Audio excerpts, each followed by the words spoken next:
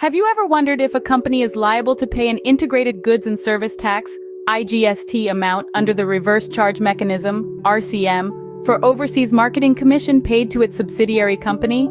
Or what happens when a company pays a 10% commission to the subsidiary, which is considered an import of services by the authority?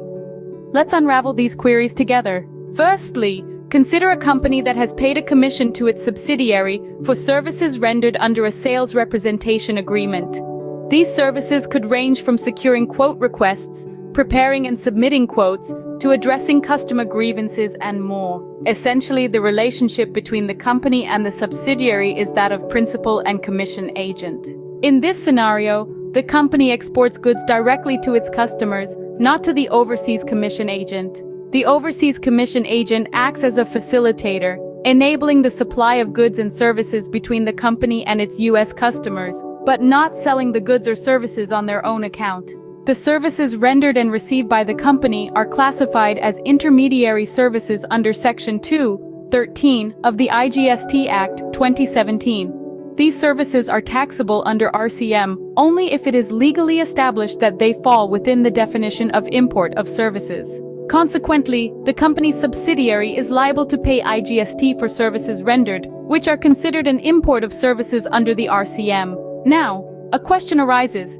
Can intermediary services supplied by a service provider be classified as import of services under Section 2(11) of the IGST Act 2017?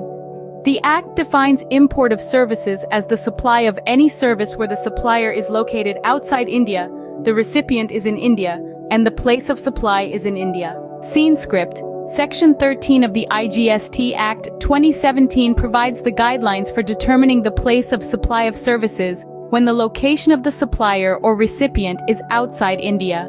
The place of supply for services supplied to an individual requires their physical presence or the presence of the person acting on their behalf.